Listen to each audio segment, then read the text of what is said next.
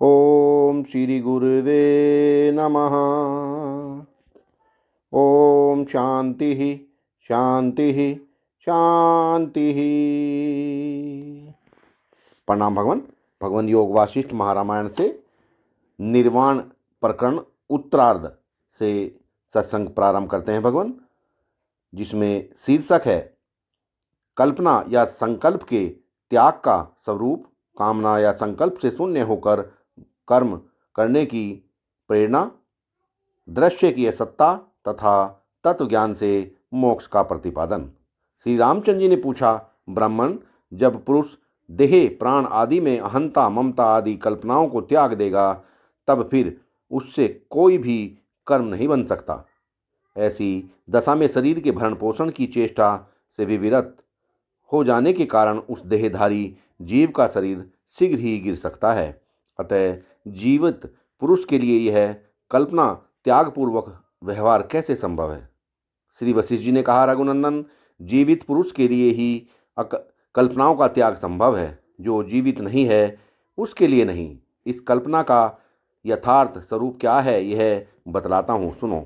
कल्पना के स्वरूप को जानने वाले विद्वान अहम भावना अर्थात आत्मा को देह मान लेने को ही कल्पना कहते हैं तथा आत्मा को आकाश के समान अपरिमित अनंत और व्यापक जानकर परमात्मा के वास्तविक स्वरूप का निरंतर चिंतन करना ही तत्वज्ञ पुरुषों के मत में कल्पना या संकल्प का त्याग कहलाता है।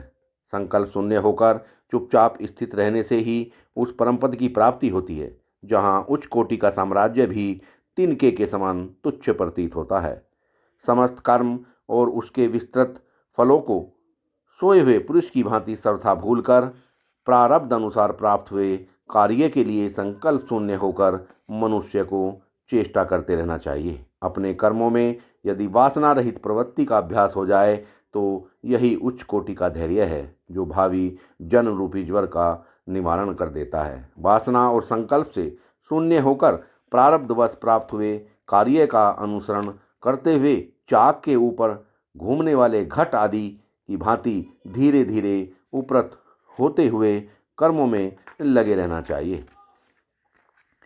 शम शांत कल्याणमय सूक्ष्म दीप्त और एकत्व से रहित सर्वत्र व्यापक अनंत तथा शुद्ध परब्रह्म परमात्मा के प्राप्त हो जाने पर किस लिए कौन खीन हो सकता है? जो पुरुष संकल्प शून्य और शांत हो गया है, अर्थात जिसे परब्रह्म परमात्मा की प्राप्ति हो गई है, उसे अपने शरीर के रहने या न रहने से कोई प्रयोजन नहीं है तथा इस लोक में किसी कर्म के लिए जाने अथवा न किए जाने अथवा न किए जाने से भी उसका कोई किंचित मात्र भी प्रयोजन नहीं है। रघुनंदन, जैसे स्वर्ण ही कड़े और बाजूबंद के रूप में प्रतीत होता है, किंतु वास्तव में स्वर्ण से पृथक इन आभूषणों के नाम रूप की सत्ता नहीं है, उसी प्रकार यह जो कुछ जगत रूप दिखाई देता है प्रतीति मात्र ही है। परमात्मा से पृथक इसकी सत्ता नहीं है। परमात्मा से भिन्न इसकी सत्ता का अनुभव न होने को ही ज्ञानी पुरुषों ने इस जगत का नाश माना है। जगत भ्रम का निवारण हो जाने पर इसके अधिष्ठान रूप से अविष्ट जो परमात्मा है वही परमार्थ सत्य है। श्री रामचंद्र जी ने पूछा, प्रभु, मैं और मेरा इत्यादि जो दृश्य है उसको असत मानकर उसका चिंतन न करने वाले ज्ञानी पुरुषों को कर्मों के त्याग से कौन सा अशुभ और कर्मों के संपादन से कौन सा शुभ फल प्राप्त होता है? श्री वशिष्ठ जी बोले, रघुनंदन, जब तक देह रूपी उपाधि विद्यमान है तब तक इस भावना में सूक्ष्म कर्म का क्या त्याग हो सकता है और क्या अनुष्ठान? देह के रहते हुए यह जीव चेतन बाह्य और अभ्यंतर जिस जिस वस्तु की भावना करता है वह तत्काल उसको प्रतीत होने लगती है, भले ही उसका आकार सत्य हो या भ्रम से भरा हुआ असत्य। यदि वह किसी वस्तु की भावना नहीं करता तो इस संसार भ्रम से पूर्णतया मुक्त हो जाता है। यह भ्रम सत्य हो या असत्य, इस विचार से क्या प्रयोजन है?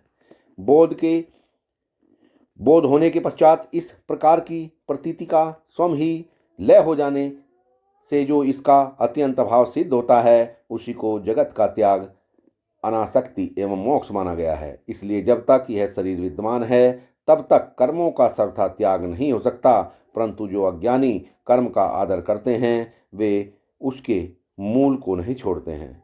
मन का जो वासनात्मक संकल्प है वही अपने कर्म का मूल है। जब तक यह शरीर है तब तक ज्ञान के बिना उस मानसिक संकल्प का उच्छेद नहीं हो सकता, परंतु जो तत्व ज्ञान के द्वारा मन के संकल्पों का निवारण कर देता है वह संसार रूपी वृक्ष का मूलोच्छेद कर डालता है। बहुत ही प्यारा सत्संग भगवान। सत्संग को विराम देते हैं। प्रणाम भगवान।